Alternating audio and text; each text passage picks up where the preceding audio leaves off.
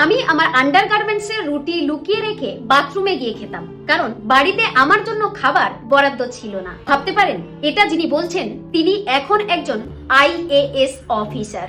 নাম সবিতা প্রধান।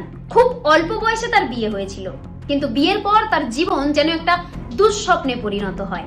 স্বামী তার উপর অকথ্য অত্যাচার করতেন, মারধর করতেন, অপমান করতেন। একদিন তো বালতিতে প্রস্রাব করে তার উপর ঢেলে দেয়।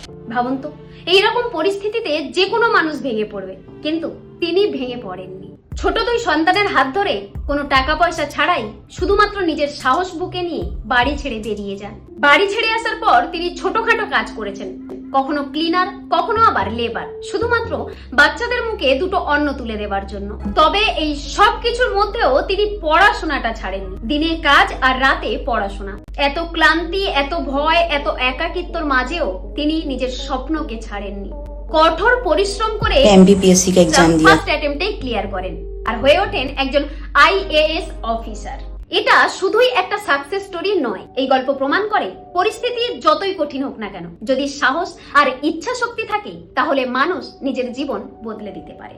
আপনি কি মনে করেন এত কষ্টের পরও নিজের স্বপ্নকে ধরে রাখা এতটাই কি সহজ?